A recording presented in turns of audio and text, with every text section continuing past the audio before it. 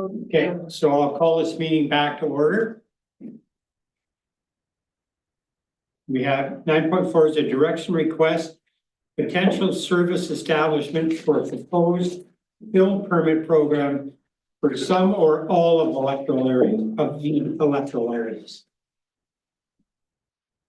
Hi, everyone. Heather Policy of the SLRD. I'm sitting here. Director Clark couldn't make it today, so I am taking on this role of presenting to you. Hopefully, we can answer the questions put in front of me. What is in front of you is discussing the long-term request for a film permitting program. I believe it was in 2016, the first 2017 was the first request to establish a film permitting. Through initial staff review, this film permitting process, it was determined that a service establishment would need to be established. This is not one that would be drawing funds or requiring insurance or anything like that. It's part of the process. It's outlined in your report. Just some tops of the waves, the overall benefits of film permits to the program, bit of reflection on why this was requested in 2017 and then again last year. Clarifying and streamlines the process for obtaining local government authorization for filming. So where film productions that bring a lot of economic value to the corridor might be caught off guard because they haven't been faced with a film permitting process that gives us the chance for education. It minimizes any impact of filming on the community and general public. It ensures appropriate liability insurance and indemnification are in place. That is through feedback from other municipalities and cities who have active filming, and that is happening more and more in the area. That is a very important part of the step, that liability insurance and indemnification. It creates productive working relationships with production companies and then encourages future and return productions. Those are some of the feedbacks that we've had from Creative BC who have encouraged a film permit process to be included at the SLRD. So some key information, again, according to section 339, service establishing bylaw for a regulatory service is not required to specify a maximum annual requisition amount. We do not need to go to the public.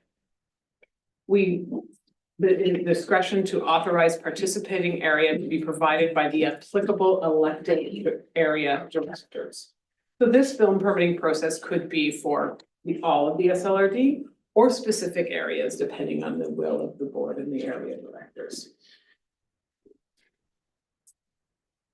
Through this is the service establishment prioritization chart. This was adopted by the board late last year on how we feed through the requests for service establishments and how we prioritize them. You'll see more of that in the next report. In this report, it's determined here. There are a couple things to determine next steps for direction. One of them is consider community input, need, desire, and willingness to pay for the proposed service, including future asset management costs. This is a regulatory service only. There are no asset management costs. There are no costs. There is consideration that the film permitting process could have a cost to it. Most Creative BC says most film permits come at a cost. So you would pay for the film permit and the administrative work that's being done would be a cost recovery to the extra work. Staff are seeking input about pursuing community input. It's not needed. Is there a desire to pursue it? The other staff seeking input is for the proposed electoral area service. Consider whether the support of applicable electoral area directors has been received, at least in principle. So is it all of the area, or should we parse this out into different areas? And some area directors might not be interested in having a film permitting process. I'm here for any questions and at the direction of the board. Mike. Thanks for the report. Just picking up on one of your last points, you know, I feel like there's the potential for, maybe I'm wrong, there's potential for different desires amongst the different area directors in terms of what they would like to see in their areas. So I'm wondering how that gets managed. You already touched on that, but it leads me to my main question, which is from a staff perspective, completing this, getting this in place, is this, it feels like a fair bit of work. Is this helpful for staff? It feels like a big piece of work. I want to make sure that the value we get out of it is warranted. So is this, once it's done, is this something that staff will be like, oh, thank goodness we have this in place, it's gonna allow us to manage these requests as they come in over the years much more easily?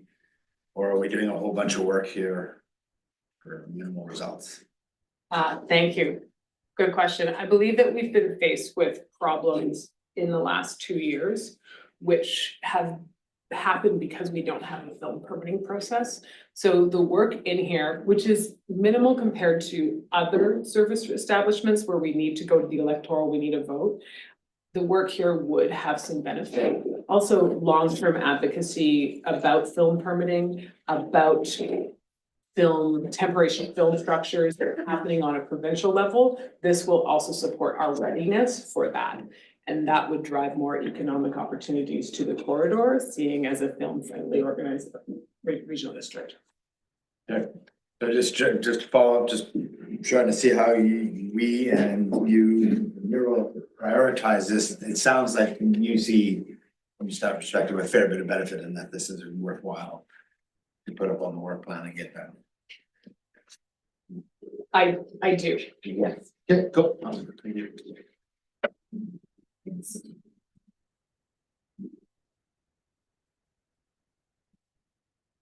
Okay, thank you. Jenna, Thanks. Through the chair, kind of picking up on Director Richmond's question. 2 parts. So there, I hear that there's the service establishment bylaw piece is perhaps less onerous, but that also needs to come with I would assume, a policy that goes side by side of how you'd actually then manage the film permit process, which feels a little bit more substantive. So one, I just want to double check on the lift that this is requiring from staff, and then subsequent to that, if this is only of interest to a portion of the SLRD, then how do we, which funding source is used to do that policy work and fund the staff component? Is it general government, or is it allocated to the specific areas who want to participate?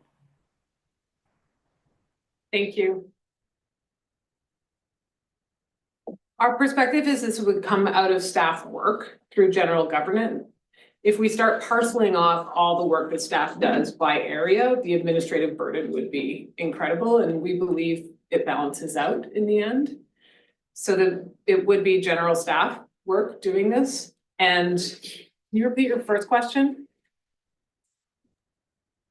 I guess just like a ground truth on the policy work that would have to go side by side with the service establishment bylaw on how we actually would manage film permits, what we would require of them. Okay. Thank you so much. I would like to say that moving this work forward, if at some point we find through the policy development and through the administrative policy development that we feel the financial recovery, the revenue coming in through charging for film permits doesn't actually meet the burden of doing them, we can revisit it. At this point in the initial stages, it's looking like an opportunity to make things more helpful. I will say if at any time this feels like it's becoming administratively heavy with little value, we are happy to revisit it during the process.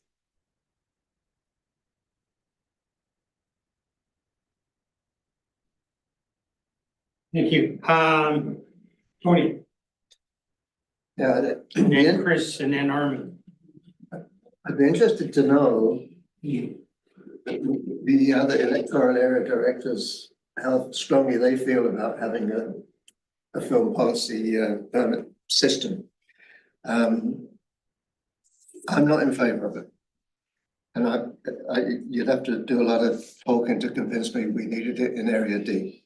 The reason I'm not in favor is well, the Mining Museum has an excellent relationship with the film industry and have had for probably 40, 50 years. And I wouldn't want to get and try and insert ourselves into dealing with it, insisting that they come to the SLRD for permits. Furry Creek Golf Course, they organize film events occasionally. They've never been a problem for the community. We've had films shot within the general area of Ferry Creek, and the community association as a little as a connection, and they get money from whatever film company is there. We had a major problem last year with Tiger Bay, with the enormous set that was built for The Last of Us, and that was that presented problems for the regional district. That is not enough for me to say we've got to have a film permit thing.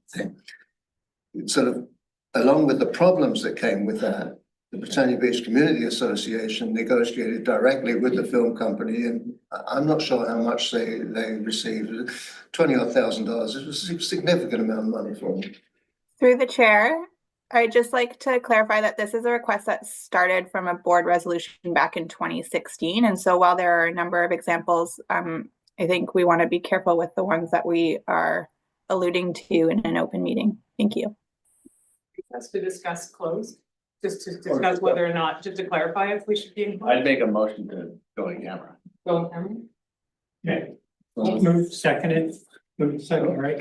Call a question, all in favor, opposed, motion carried.